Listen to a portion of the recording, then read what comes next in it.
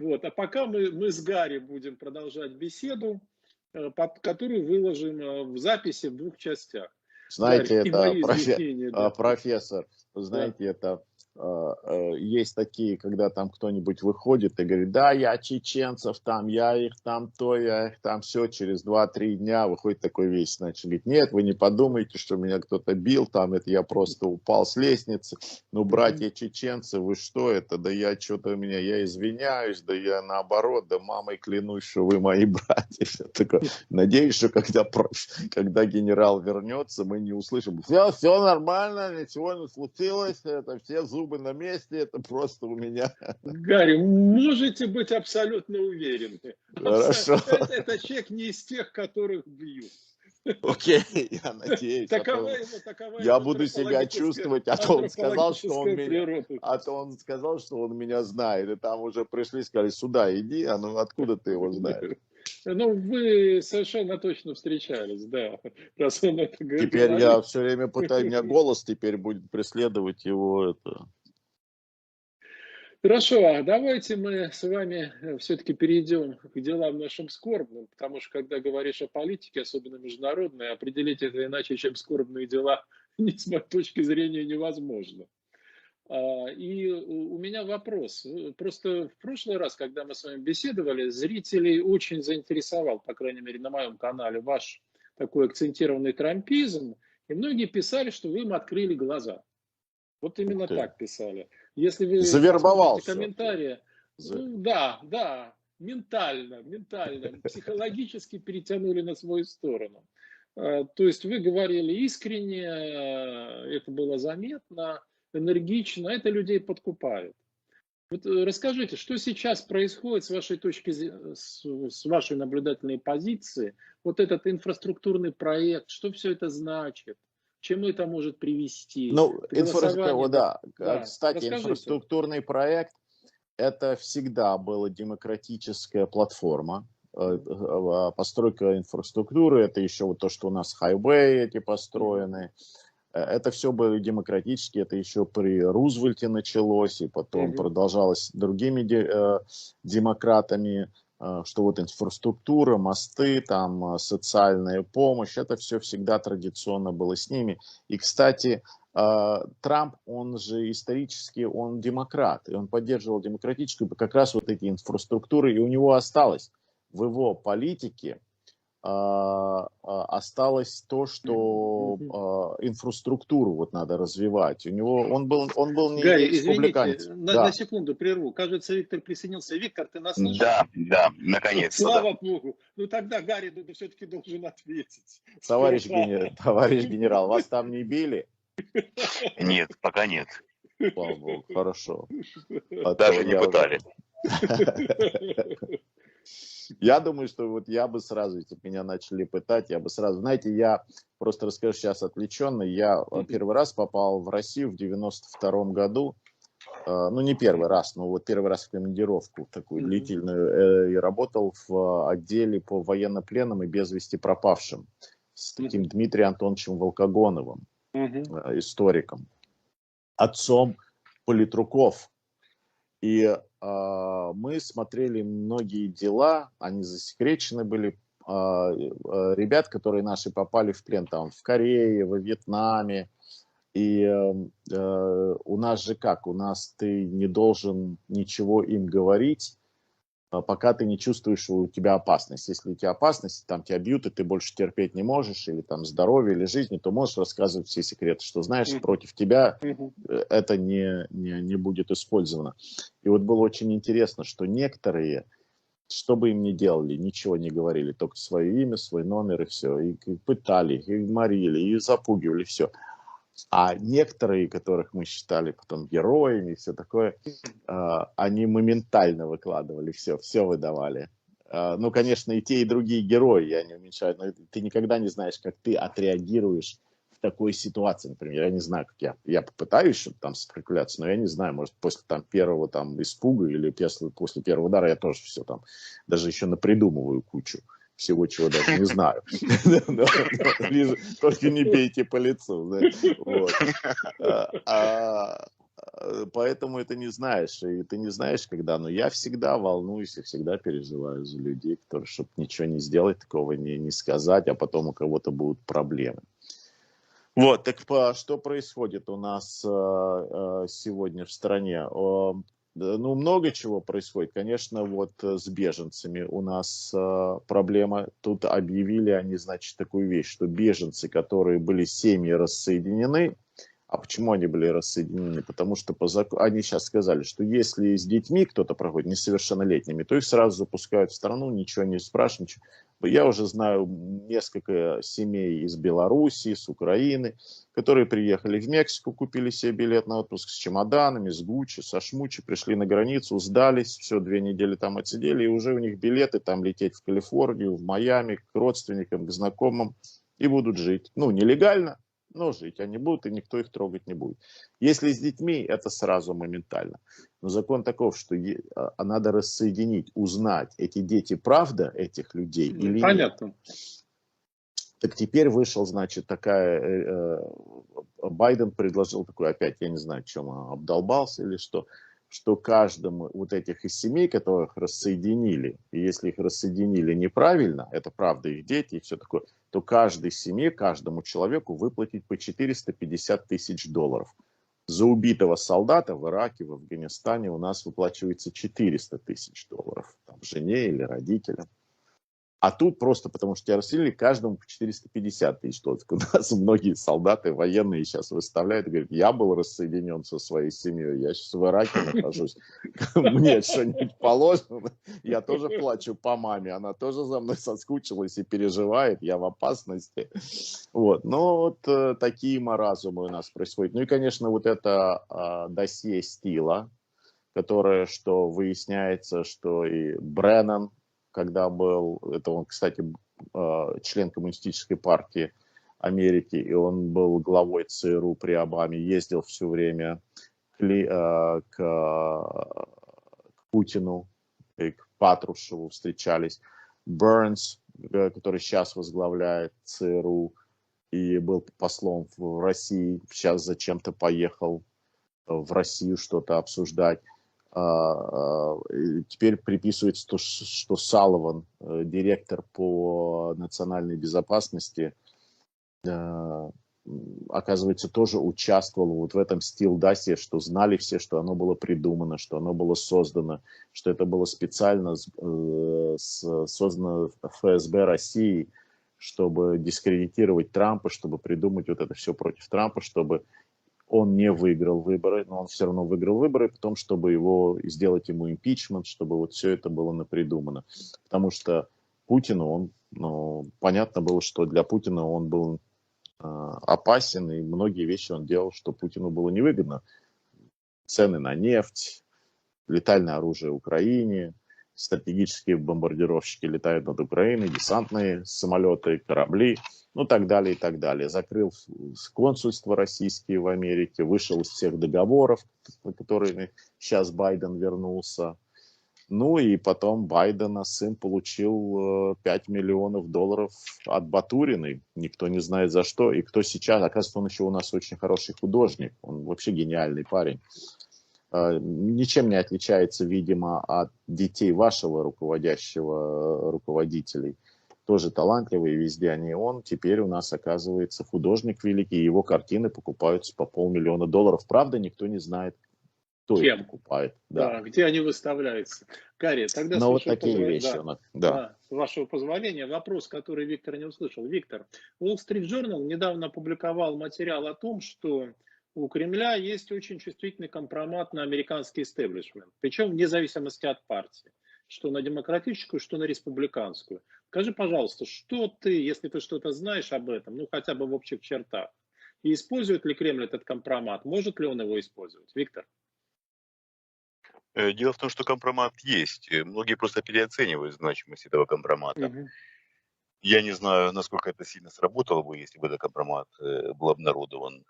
Я думаю, что больше испуг, чем реакция была бы. Я так понимаю. Но нет глобального. Такого, что на мой взгляд, такого, что могло действительно встряхнуть политическую систему США и полностью там что-то изменить, На мой взгляд, такого компромата нет. Есть какие-то такие небольшие нюансы, как шантаж по поводу сына Байдена, как правильно говорит Гарри, и такого рода компромат. Но я не думаю, чтобы это сильно повлияло на политическую ситуацию или сильно сколыхнуло политические элиты в США. Я На мой полностью взгляд, согласен, да. полностью согласен. А вот в Я связи просто с... Я расскажу знаю. просто историю потом, я тоже расскажу Да, историю. Хорошо, да. Про Пусть Виктор закончит.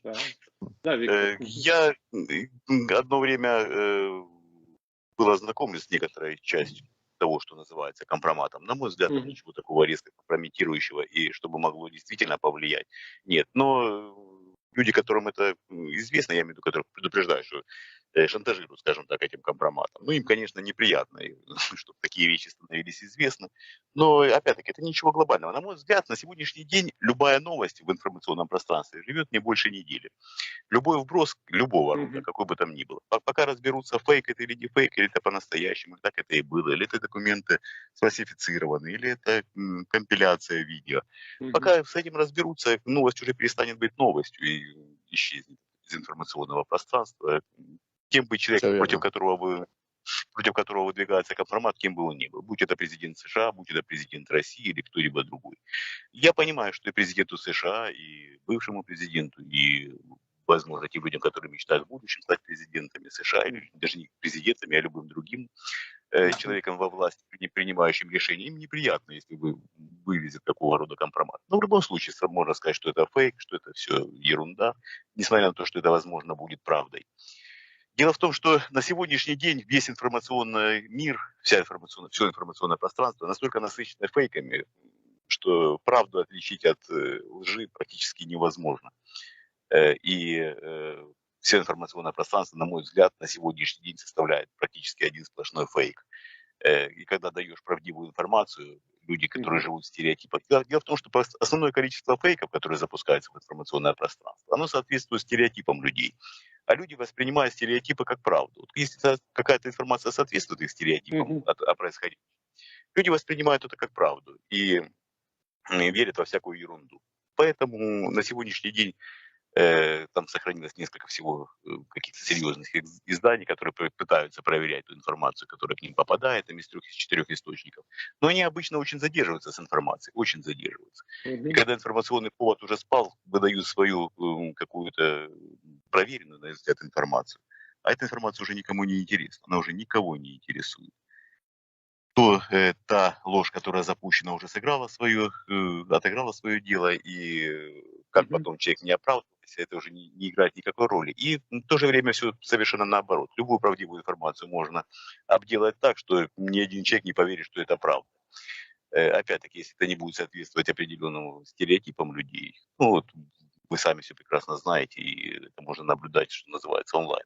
Дело в том, что, Гарри, я понимаю, что вы уважаете Трампа, и я вас понимаю, вы достаточно аргументированно. Я смотрел несколько ваших интервью, и я вижу, что вы аргументированно, рационально подходите к делу. Но дело в том, что и сам Трамп отличался тем, что создавал фейки. Создавал фейки в Твиттере, создавал фейки в других соцсетях. И сказать, что он святой, конечно, невозможно.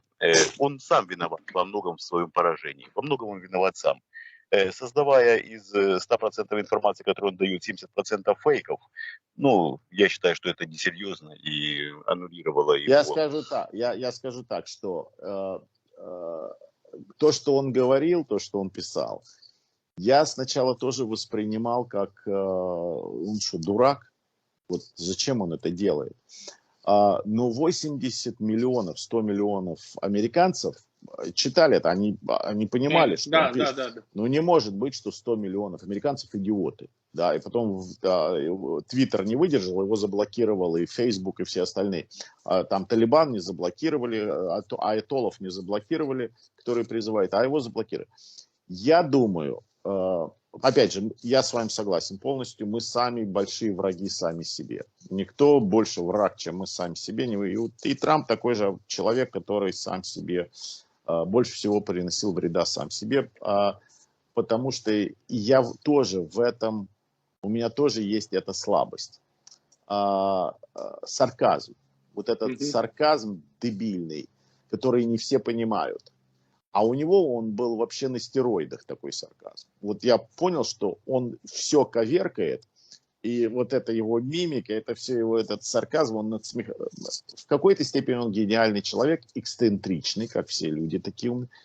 И в какой-то момент я решил, что я не буду обращать на это внимание, наверное, как и 100 миллионов других американцев. Я буду только смотреть, что он делает. Вот что он сделал. И когда вот вы правильно заметили, что я его уважаю, а многие говорят, я его люблю. Нет, я его не люблю. Я вообще люблю только одну женщину, 2 детей и одну вот полусобаку Шарик. Шарик, вот она пришла.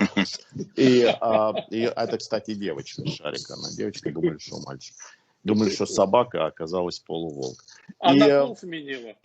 Возможно, да, в какой-то момент она решила, что это, да, она решила. Но это наш полет военной мысли, мы сразу не разобрались.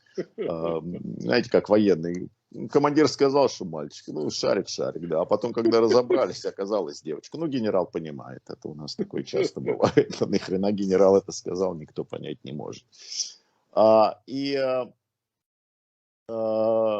Я смотрел просто на то, что он делает. И вот какие его дела. Ну, конечно же, все стало запутано.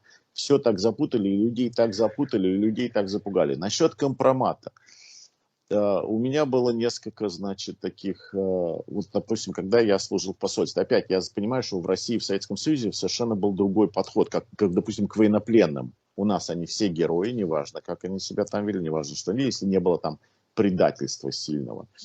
А там своих других военнопленных, если ты не жил за счет их жизней. А все остальное ты все равно герой. А в России, там, в Советском Союзе, ты там попал в плен, ты предатель, ты, значит, враг. Так у нас то же самое с этими компроматами все. Если, допустим, у нас в посольстве было то, что военные, там, другие, там, наверное, ЦРУшники, ФБР, ну, те, которые имеют какой-то доступ к секретам или еще к чему-то, они не имеют права заводить романтические отношения с местными. Да, с местными.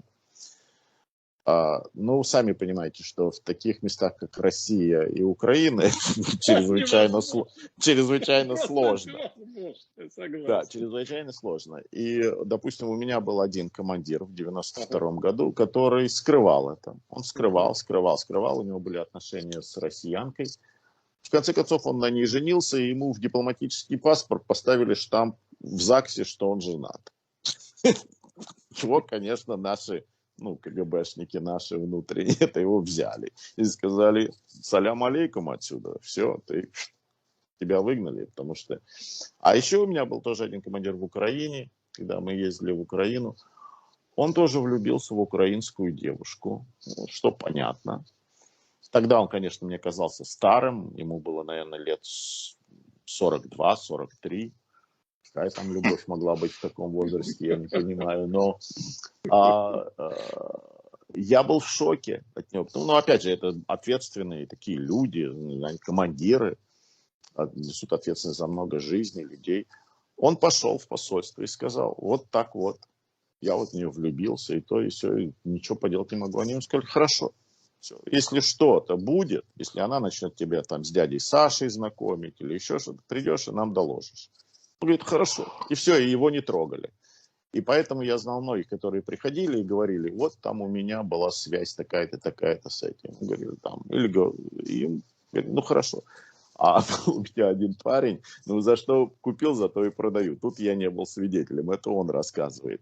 Он женат, и его, значит, берет там дядя Саша, какой-то знакомый, приглашает его домой и показывает, а тогда были эти VCR, эти кассеты, и показывает ему кассету, где он с 2 женщинами русскими играет в карты. Да, обсуждает Пушкина, там, Чехова, да. Игры ролевые разные. Он смотрит. Он говорит, понимаешь, это же может попасть твоей жене. Он говорит, нахрен с женой, хрен с ним. Дай мне копию, я смотреть это буду все равно. Мне это нравится. И больше он не слышал о дяде Саше ничего. Но это я не знаю, было это или не было. Ну, было там, допустим, еще мне один парень там рассказывал, говорит, что его тоже пригласили наши доблестные сотрудники на страже облика морали, и говорят: слушай, на тебя есть какой-то у русских там компромат? Он говорит: есть, сразу признаюсь, есть. Они говорят: ну давай, какой? И он говорит: я начал им давать списки. Это, то, третье, десятое. Там. Из окна чуть не упал, как дипломат. И в конце концов они мне сказали: ладно, хватит, иди. В общем, если что, постарайся себя вести нормально, чтобы ты был нормальным человеком. Вот разные. Есть компроматы, которые работают, которые не работают. Большего компромата, чем у Клинтона в овальном офисе, что было, что пришлось переименовать овальный офис в оральный офис. Да. Но на его карьеру это не подействовало. И развода тоже у него не было. Гарри, да, вот вопрос в связи с этим как раз у меня в голове вертелся. Хорошо, что вы сами. Вот если бы сейчас приключился подобный скандал, ну, как Байденом бы восторгались, восхищались, это как-то могло бы повлиять на его политическую карьеру? И бы сейчас все воспринималось иначе, скажите. Смотря, спал он во время этого акта, или он был все-таки или он был в разуме. Понимаете? Опять же, вот генерал абсолютно прав в том, что фейки, они быстро умирают. Вот против Трампа были фейки каждый день. Каждый день я включал телевизор, думаю, что сегодня, за что сегодня ему импичмент. Вот я помню там, оказывается, он знал, что русские платят Талибану убивать американских солдат. И за это ему надо... Помните вот этот фейк? Конечно, да, конечно. Этот фейк. Хотя все разведывательные органы говорят: да нет, нету такого, никто мы ему не докладывали такие вещи. Да это так не работает. Но все равно, это CNN это разносили, все эти левые, они разносили все это. Как сейчас они разносят, что войска сконцентрируются российские на границе с Украиной, что тоже абсолютный фейк. И это такой отвлекающий маневр, я думаю, что потому что Бернс приехал в Россию. Но вот этот фейк был вброшен, что он так... И вот ему импичмент надо. Импичмент, потому что платили. Ну, во-первых, Талибану не надо сильно платить, убивать американских солдат. Это как бы их работа, они так и так это делают. Это так и так они делают. Но это был фейк абсолютно. Но сегодня никакого импичмента Байдену, когда американцев бросили в Афганистане. И это не фейк, это настоящий. Но про это ничего не говорит. Вот вам, пожалуйста, двойные стандарты. Там прям на фейке уже можно было ему импичмент устраивать. Все скандали, мне все звонили. Ты видишь, какой он предатель, тебя, твоих товарищей военных. А здесь все молчат. И брошены наши там солдаты, и брошен там Pineapple Express ребята, волонтеры, бывшие военные, спецназовцы, которые сами поехали туда спасать своих товарищей. Против них уже начинается действие. Уже соровцы против них начали, тоже эти все соровские институты, что это банда вооруженная, которая ведет боевые действия на чужой территории. Вот это вот такая вот жизнь у нас. Знаете, я сейчас смотрел такой сериал вчера всю ночь. Называется Squid Games, корейский. Сейчас весь мир его смотрит. Вы его не смотрели? Игры кальмаров. Нет. Игры кальмаров. Смотрели, профессор? Да, нет, я не смотрю. Нет, честно говоря, не смотрю. Я просто не смотрю сериалы вообще. Я тоже не смотрю, но потому что мне все сказали, ты должен посмотреть, Я вообще телевизор и кино не смотрю. И вот это единственное, что я посмотрел. Вчера всю ночь, все 9 серий я просмотрел. И, конечно же, это в этом фильме отражает нас, людей, человеческий фактор. Что творят деньги, власть, вот этот человеческий фактор, там это все утрировано, конечно, там до психоза. А я думаю, а чего это вот 9 серий я смотрел? Я этот сериал уже смотрю 5 лет у нас во власти, что происходит в мире. Вот это полное отражение, что происходит у нас в мире. Вот сущность человека показывается. На что человек способен. Даже ему не важно ни страна, ни дети, ни родители. Власть, деньги, власть. И затмнение этого всего. Вот я думаю, что произошло затмнение. ненависть к Путину затмила многим так головы, что они потеряли разум. И если просто кто-то начинал кричать, что если ты за Трампа, то ты за Путина, все, дальше никаких доказательств не надо. Дальше никаких примеров не надо. Достаточно, что кто-то просто это крикнул в толпе. И все, и ты сразу... Гарри, да. Вы знаете, вы сейчас полностью то же самое говорите, что четко подтверждаете, что люди живут в мире стереотипов. Есть стереотипы о том, что Трамп такой взбалмошный дядька, который выбрасывает всякую ерунду в общественное пространство, я имею в виду информационное, и реакция на него соответствующая.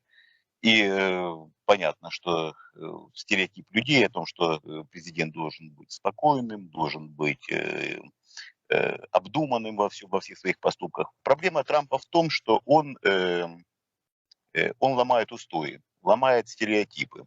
В этом его основная проблема, я имею в виду среди электората, среди тех людей, которые могли бы за него проголосовать, но не проголосовали в итоге. Я не знаю, были ли там какие-то подтасовки в Америке или нет, для меня это темный лес, я никогда не пытался вникнуть в это.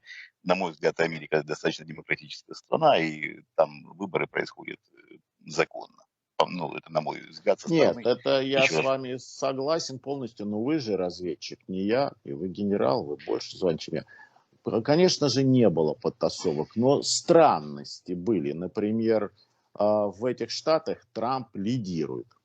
В 5 точечных местах ночью, в 12 ночи, закрывается подсчет. В 5 утра в этих точечных местах, 5 городах ключевых, где Клинтон и Обама были впереди планеты всей. В 5 утра открываются они, и бах, на тебе. Байден впереди с таким отрывом, с большим отрывом, чем больше голосов, чем было у Обамы, у самого одного из популярных президентов. Случайность? Наверное, но я в нее не верю. Вот я не разведчик. То, что исторически никогда в Америке не было, что президент, который сидит в офисе, набирает больше голосов во второй раз, чем в первый раз, всегда выигрывает. Здесь проиграл. Человеку, который сидит в бейсменте и не выходит, который на парковке не может 20 человек собрать, а здесь собирает сотни тысяч человек во время ковида на стадионах. И все сканируют USA, USA, проигрывает. Случайность? Ну, может быть, я не знаю. Вдруг вот эти, сейчас расследования прошли в нескольких штатах, да, доказать невозможно, они говорят, фальсификации были, но невозможно доказать. Да, конвертов нету уже, только эти не сложенные, не смятые, не согнутые бюллетени. Они говорят, камера показывает, что какой-то мешок открывается, из-под стола вытаскивается, оттуда бюллетени закидываются. Ну, докажи, что они не в пользу Трампа. Конечно, не знаю, но правда нас не считает. И это в 5 точечных местах. В 5 точечных местах. Совпадения? Нет. Конечно же, фальсификаций не было, не могло быть. Но мне странно все это. Конечно, демократическая страна. Но я вам скажу такую вещь. Есть история. И опять же, я не историк. И я не профессор политических наук и не генерал внешней разведки. Но есть история. Первое, что надо сделать, это разогнать жандармерию. Жандармы – это наши лютые враги. Вот от жандармов вся проблема идет. И вот студенты, профессора выходят на улицу, defund the police. Убрать фонды из полиции. Второе. Выпустить бандитов из тюрем, потому что они социально близки нам, пролетариату. Сорос расставил во многих местах, во всех городах своих генпрокуроров, которые отпускают вот этих антифа, Black Lives Matter, они выходят всех, а полицейских судят. Вот в моем городе Филадельфии 500 дел против полицейских открыто, бандитов отпускают, убийц отпускают.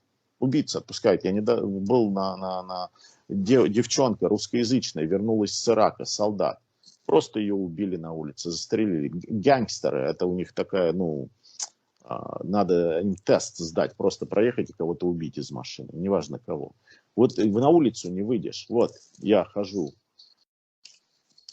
с пистолетом, потому что полиция не реагирует. Вчера у нас тут на пляже кто-то хулиганил, в полицию дозвониться нельзя было. Не отвечала полиция. Звонишь в полицию, она не отвечает. Заняты они очень. Их не хватает. Потому что никто не хочет этим больше заниматься. Третье. Проиграть войну. Никогда такого в Америке не было, чтобы мы вот так вот все бросили, гражданских бросили, солдат, союзников бросили, на 80 миллиардов долларов высокой технологии, современной технологии военной бросили и драпанули откуда-то, проиграли так войну. Кому? Бородачам, которые которые не умеют ни писать, ни читать. А потом еще разогнать и загнобить офицерство. Самое главное, это те, которые давали присягу царю и вере. И те офицеры, как Стурт, Шиллер, на гауптвахту, подполковника морской пехоты, а таких, как Александр Видман, героя делать. Или как Марк, наш председатель Объединенных штабов. Из них героев делать. Ставить таких офицеров на такие должности. Ничего не знакомо это. И вот так вот большевики возьмут власть, CNN, почту, телеграф, и уже никогда власть не отдадут. Будут подтусовывать эти выборы. Будут подтусовывать, если, конечно, мы массой не выйдем. А это и есть большевики, да. Глобалисты. Я вот это сравнение имею. Я не разведчик, и не политолог, и не профессор политики. Вы меня поправьте, если я ошибаюсь где-то. Я во многом с вами соглашусь. Я тут недавно послушал несколько бесед, я просто не буду называть фамилии. Это довольно популярные в Америке профессора, да, левых взглядов. И вот, значит, когда они критикуют капитализм, я сижу, киваю головой. Но когда они начинают рассказывать об альтернативе, как они ее видят, мне становится смешно до слез. Потому что все это, ровно то, что писал Ленин в 17-18 годах, ровно то, что пытались осуществить на моей родине, ну и, в общем, вашей тоже этнической родине. И я прекрасно знаю, к чему это привело. Но если вы не против, мы в эфире уже в общей сложности больше часа, час 10, по-моему. Я предлагаю ответить на последний вопрос. Я задам его и генералу, и вам. Я думаю, начнем с Виктора. Виктор, вот с твоей точки зрения, какие цели у Кремля сейчас в отношении Соединенных Штатов? Или чего хочет Кремль добиться от администрации Байдена? Это вопрос будет Виктору, а, соответственно, вопрос Гарри вам будет. А, собственно, чего администрация Байдена хочет добиться от России и от Кремля? Виктор, пожалуйста. Ну, здесь ответ простой. Это можно прямо по классику, цитату, как 12 стульев, да, чего хочет добиться Путин, того же, чего хотел добиться друг моего детства Коля Остенбакен от подруги моего же детства, польской красавицы Инги Зайонс. Он хочет добиться любви. Ну, это на самом деле так. Путин испытывает некий комплекс неполноценности перед президентами США, перед любым президентом. Он считает действительно Америку великой страной, у него есть какой-то свой миф. Я немножко ознакомлен с этим мифом, который у него засел в голове. Он действительно считает, что Америка великая страна и завидует тому, как с президентом США считаются остальные лидеры других стран в мире. Он сейчас торгуется. Сейчас это, несомненно, торги. Он давит и повышает ставки. Глупость американской администрации в том, что они сели с ним торговаться, что они готовы выслушивать его претензии, что они готовы это обговаривать. И визит Бернса в Москву именно об этом и говорит. Ну, не гоже директору ЦРУ посещать Москву ради торгов. Он общается свободно и с Патрушевым, который является по своей сути террористом, общается и с Путиным совершенно свободно и спокойно. И переговоры, которые они затеяли, ведут к тому, что эскалация будет только продолжаться. Потому что Путин хочет одним махом решить громадное количество проблем, пытаясь их засунуть сплетя их в клубок, пытается их засунуть одним махом в американскому руководству для решения. Сам он решать эти проблемы не хочет. Он хочет за счет американского руководства эти проблемы решить. И ему, в принципе, я думаю, что какая-то часть, наверное, все-таки удастся ему подавить. Основные вопросы, конечно, нет.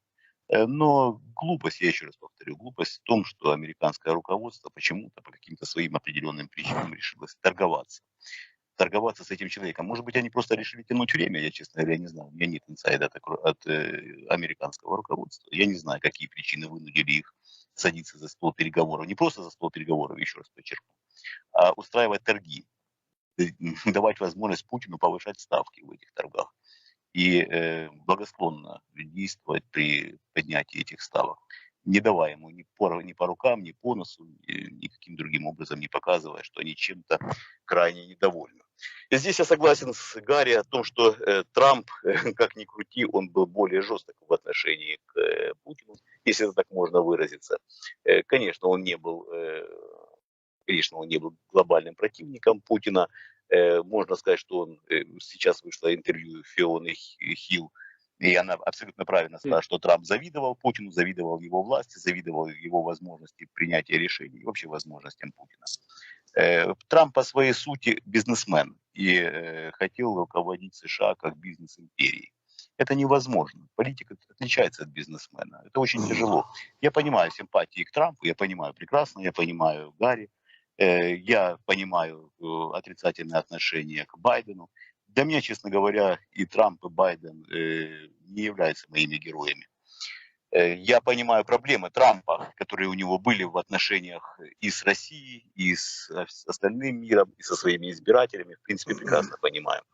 Я вижу, что этот человек по своей сути является антиподом Гарри. Для меня удивительно, почему Гарри, который не просто кадровый военный, который военный по призванию. Вы же по призванию военный, да, Гарри? Вы Спасибо, хотели быть да, военным? да, спасибо. Я когда услышал, для меня важно понимать человека, и я когда смотрел ваше интервью, вы сказали два ключевых слова. Вы сказали ответственность и свобода. Ответственность это и свобода, они приравнены фактически. В современном мире ответственность это и есть свобода. Дело в том, что вот для меня, вы как человек, который хотели идти в вооруженные силы, то есть фактически человек идет, понимая, что у него будут четкие и понятные рамки для дальнейшей жизни, для дальнейшей службы. В армии рамки очень четкие, очень. И ответственность, чем больше ответственности на себя берешь в этих четких рамках, тем более ты свободен в этой системе. Трамп абсолютный ваш антипод, абсолютный антипод. Абсолютно. Он такой же, как и Путин. Он такой же, Нет. как и я. Он такой же, как и остальные разведчики. Мы ломаем существующие рамки. Ну, разведчик невозможен без того, чтобы сломать рамки. Мы категорически против законов, категорически против того, что нас ограничивает. Для того, чтобы решить какую-то задачу, надо пренебрегать какими-то условностями. Не просто условностями, а правилами. Более того, если если человек чувствует власть, и власть чувствует, как вы правильно сказали, Путин сходит с ума, потому что чувствует безграничную власть, он не просто устанавливает правила, он не умеет устанавливать правила, он не понимает, какие правила надо установить для того, чтобы система действовала. Он ломает существующие правила и пытается жить вне правил. А вне правил жить невозможно, просто невозможно. Вне правил все ломается, система ломается. И он сломает в конечном итоге ту систему, которую, казалось бы, он выстроил, которая сейчас кажется очень прочной. Это неизменно произойдет. Произойдет это при нем, сам он ее сломает, или после него. Но эта система обязательно сломается, потому что нет четких рамок и понимания, как эта система должна и может существовать. Нет. Левые, которые вы не любите, и я с вами абсолютно согласен, я сам не люблю людей, которые продвигают, особенно которые агрессивно продвигают левые взгляды. Они сами рушат ту систему, которую создают. Они не понимают рамки, в которых эта система может существовать. Они абсолютно ничего не понимают. И тот мир, который они пытаются построить, он рухнет под тяжестью их ошибок, тех людей, которые пытаются его построить. Мир невозможен без лидеров, мир невозможен без ярких лидеров, которые способны на себя брать ответственность, самое главное, ответственность. А ни Путин, на мой взгляд, ни Трамп, ни тем более Байден на себя ответственность не берут. Они пытаются переложить эту ответственность на других людей, пытаются переложить ответственность, совершая, казалось бы, поступки мощные, поступки яркие. Они не несут ответственности за это. они почему-то эту ответственность перекладывают на тех людей, которые исполняют эти поступки. И здесь колоссальная разница между теми лидерами, которые были ранее, в том числе и Рональд Рейган, в том числе и тот же самый во Франции Франсуа Миттеран, хоть и был негодяем и левым, в принципе, но умел держать баланс. И та же самая Маргарет Тэтчер. И многие лидеры, которые были раньше, яркие лидеры. Сейчас этих лидеров нет, потому что общество, которое делает, прогрессивная часть которых левые, как ни странно, они губят яркие личности, просто говоря, стирая любое проявление яркого, что есть в человеке, превращая всю эту серую массу и выбирая себе президента или лидера из серости, самого серого из серости. Очень паскудно, конечно, это. Очень жалко, что так происходит. Виктор, спасибо. Это очень эмоционально окрашенное и концептуальное вообще выступление. Спасибо. И, кстати, я с тобой, наверное, практически во всем согласен. И по поводу глобального кризиса лидерства, это слишком хорошо сейчас очевидно. Но, Гарри, сейчас вот ваша очередь. Во-первых, хочу вас поблагодарить за то, что вы мне даете последнее слово. Это огромное уважение ко мне, я считаю. И здесь я не шучу, сейчас не шучу, я серьезно говорю, что это огромное спасибо, потому что я знаю все эти трюки людей, которые умнее меня, но я их не люблю. Смотрите, когда вот там Фиона Хилл, когда он говорит, что он завидовал Путину, опять же, это такое обобщенное, завидовал, там, любил, не любил, это такие вещи, которые я не совсем понимаю. Что он ему завидовал, как он ему завидовал, то, что у того много власти, а у этого мало власти. Трамп находился все 4 года, даже больше, в обороне. Он был под атакой и под давлением постоянным, не только в Америке, но и во всем мире. Он взял на себя очень много, он стал бороться со всеми одновременно, с фармацевтическими фирмами, с Ираном, с Китаем, с Конгрессом, не только с демократическим, но и с республиканским. Он хотел внести ограничения на них, что они не могут там сидеть всю жизнь, как Пелоси, как тот же Маккейн, что они только оттуда ногами вперед выходят, как в политбюро. Они все были против него, он все время был под атакой, под давлением. Поэтому он все время был в сопротивлении, все время, каждый день импичменты на него сыпались. И в то же время он был лидером, потому что он делал вещи, а я считаю, что лидер — это тот человек, который не только может там организовать с собой людей, не только он может, у него огромное движение у Трампа, он до сих пор опасность в стране. Знаете, когда Russia Today, телевидение по Russia Today было создано, оно было создано для того, чтобы рассказывать миру, как хорошо в России, достижения России, прелести России. У них материал закончился через 2 недели. Все, больше нету, все рассказали. И потом они вернулись обратно в Советский Союз. Надо теперь выливать там ведро говна на Америку, на гею Европу, на пиндосов, там, на фашистскую Украину и все такое. Обратно в Советский Союз. То же самое и CNN. 4 года лила, 5 лет почти что лила CNN, Нью-Йорк Таймс, вся вот эта вот левая шушера лила на Трампа. Каждый день какие-то импичменты, каждый день его обвиняют в чем-то другом. Теперь уже Трампа нету. Теперь давайте о Байдене будем говорить, какой он замечательный у нас президент. Через 2 недели у них материал закончился, и они все вернулись обратно к Трампу.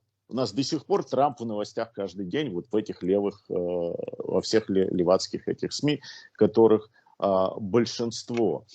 И он как раз-то брал на себя ответственность. И в чем лидерство его заключалось? Что он делал непопулярные решения со стеной, с иммигрантами. Даже отказа от лотереи, вот этой зеленой карты. Он принимал непопулярные решения по выводу войск из Ирака, из Афганистана, из Сирии. Это его критиковали. Он принимал непопулярные решения перевода посольства из Тель-Авива в Иерусалим. Все сказали, будет война, будет война. Нет, оказался мир. Ему все советники говорили этого не делать. Он сказал, нет, я сделаю это. Я пообещал, я это сделаю. За что его народ-то полюбил? То, что он обещал в предвыборной кампании, и то, что ему говорили, нет, это нельзя делать, потом советники, он говорил, нет, раз я пообещал, я это сделаю. Я свое слово сдержу. И перевел. И наоборот стал мир. Другой бы президент получил Нобелевскую премию. Но, правда, эту Нобелевскую премию за мир получил Обама, когда все войны начались как раз при нем. И Сирия, и эскаляция, и ИГИЛ тогда был. При Трампе ИГИЛа не было. Все, мы не видели больше бошки отрезанной, потому что он развязал руки нашим вооруженным силам, и мы могли воевать. Мы не слышали. Он многие такие вещи. Путин сидел тихо. Был статус-кво с Украиной. С января этого года в 10 раз увеличились гибели солдат украинских в АТО. И много таких вещей. Иран сидел тихо. Одну вещь, он сделал то, что ни один президент не мог делать. Вот мне по барабану, что он говорил, ничего он говорил. Я смотрю даже на свои вооруженные силы. У нас был дух, у нас был боевой дух. Мы побеждали везде. Потому российские самолеты перестали баз наших кораблей пролетать низко над нашими кораблями, вот так вот давить. Сейчас они возобновили это опять. Он вернул. Ни один президент не мог вернуть, и это я знаю, так как я участвовал в военнопленных и без вести пропавших, я знал, я был в теме в этом. Он вернул из Кореи больше 200 останков наших солдат. Никто про это даже не знает. Он об этом договорился. Они все сказали, что будет война с Северной Кореей. Никаких испытаний Северная Корея не приводила 4 года. Это его достижения были. Экономика была отлична у нас. Безработица была низкая самая за все время. Сейчас цены на горючее каковы? Да? Кому это польза? Путину. А Трамп это делал, когда Путин обратно на колени вставал, потому что он душил их экономически. Он умел воевать экономически. То же самое он сделал Турции, Эрдоган замолчал. И много, я могу перечислять, вы знаете все эти перечисления. Вот эти выдачи, поэтому это лидерские решения, которые он принимал, которые были непопулярны. Он говорит, что он разрушил НАТО, что он там то все делал. НАТО тогда начало платить все свои доли. Начали самолеты, да. Начали самолеты летать, танки ездить. Это кому он? Он Путину подыгрывает. Сейчас НАТО. Кто с нами сейчас пойдет воевать теперь? Если мы бросили самых своих близких союзников в Афганистане, те, которые там оказались из-за нас. 36 часов Байден не отвечал на телефонный звонок Бориса Джонсона, нашего самого близкого союзника, нашего брата, во всех конфликтах, которые мы когда-либо имели.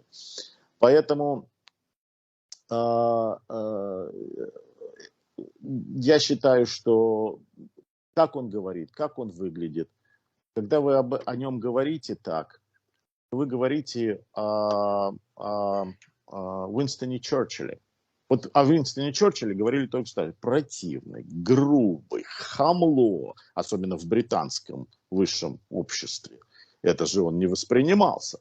Да, вот Чемберлен, другое дело, привез мир с Германией. А этот хамло говорит, что мы войну себе... Вот этот такой же хамло, так же он и выглядел. Гарри, все-таки при всем уважении, это блестящий панигирик к президенту Трампу. Но у меня есть предложение, если вы не против, к вам и к Виктору. Мне кажется... Можно я только закончу одну вещь? Одну мысль я закончу. Теперь, что же делает Бернс в России с Патрушевым? 2 дня, не 1, 2 дня. О чем они могут 2 дня? Президенты это всегда был 1 день. Утром или ночью прилетают, на следующий день улетают. Обсудили 6, 7, 8, 10 часов, в конце концов у них идут переговоры, улетают. Вы знаете это лучше, чем я. О чем начальник нашего ЦРУ, что он может обсуждать? Наши все левые СМИ, больше никто, только наши левые СМИ бьют тревогу, потому что Россия войска начинает опять концентрировать на границе с Украиной, будет война, украинцы, конечно, это подхватывают, потому что это власти выгодно, консолидация, там все. Больше никто ничего не говорит. Никаких картинок, никаких фотографий, как раньше это было. Да, там этот металлолом еще стоит на границе, но движения войск нету. Никто, кроме наших левых СМИ, это не трендит. Зачем они это делают? Отвлекающим, я так думаю, как военный человек, вы меня поправьте как разведчик. Отвлекающий маневр. И опять используют Украину. Штабной корабль вошел наш в бассейн Черного моря. А зачем? Что они там могут обсуждать? Я понятия не имею. Вот мне в голову не лезет, кроме одного. То, что у нас стил-досье всплыло, сейчас начнутся аресты, потому что этот Данченко это никто. Это же ведет на самые верха. И чтобы... А откуда это родилось? Это родилось в России. И вот он моментально помчался туда. Чего он идет? Вот вас, когда командир вызывает в кабинет, значит, сейчас вам клизму вставят в 40 литров. Ты это понимаешь? Если командир к тебе пришел и хлопнул тебя по плечу и сказал, хорошая работа, это другой. А тут чего он летит туда, к командиру? Чего он летит к директору школы? К нему туда едет. Значит, что-то они обсуждают. Я думаю, что они боятся вот это. Они поняли, что они были в сговоре. Они поняли, что они сейчас попались или есть опасность. Им надо это замять. А отвлекающий маневр – это Украина и то, что они там сводят войска, которых там нет. И вот это наши левые все СМИ трындят больше, чем в Украине. Но украинцам же, они бы первые начали кричать, что русские сводят войска к границе. А они не кричат. Только наши левые СМИ это говорят. А Бернс поехал туда, чтобы предупредить Россию, чтобы она ни в коем случае не атаковала Украину. Подождите, зачем начальнику ЦРУ разведки предупреждать? Это, во-первых, дело Министерства иностранных дел, насколько я понимаю. Это раз. А во-вторых, если бы был посол, то, может быть, не надо было лететь туда и предупреждать. Посол бы это сделал. Но посла нету. Поэтому дураков из нас делают. Дураков. Я согласен. Гарри, и заметьте, что директор... дурят нашего брата. Да, Виктор, да. Что, Виктор? Товарищ генерал, я слушаю вас. Виктор, алло. Алло, Виктор. Ты слышишь нас? Виктор. Не прервать Каперанга. Не удалось прервать Каперанга. Хорошо. Все-таки последнее слово за мной осталось. Последнее слово осталось за вами. Каперанг. Это потрясающе. Сама техника вас поддержала. Не зря я вам, профессор, заплатил такие деньги для этого. Да. Так, вернете обратно тогда. Да, сейчас вернется. Нет, я говорю, деньги, что я вам заплатил, чтобы прервать меня на последнем слове. Да. Ну, естественно, а как же. Теперь вы мне давали. Только деньги. Я понимаю, что вы подразумеваете под американцем, я понимаю. Да. У меня есть какое предложение. Мне кажется, что у нас осталось много недоговоренного. Да, вот в этой беседе. Ну, а Виктор вернулся, по-моему, он вернулся. Да, сейчас смотрю. Виктор, ты... Нет, я не вижу его. Нет. Значит, у меня есть просто предложение спустя какое-то время продолжить нашу беседу. С удовольствием. В этом же, естественно, составе. И мы попросим наших уважаемых зрителей, чтобы они откликнулись, чтобы они оценили наш разговор, как они, это трио они считают удавшимся, и чтобы они хотели услышать, то есть какие бы они темы сами предложили нам для обсуждения. Я еще раз напомню, кто был сегодня участниками этого разговора. Это Гарри Табах, отставной капитан первого ранга военно-морских сил США. Это генерал-лейтенант службы внешней разведки Российской Федерации, известный как Виктор Михайлович. К сожалению, из-за некоторых технических проблем он время от времени отключался. Но, в общем, свою линию он донести смог.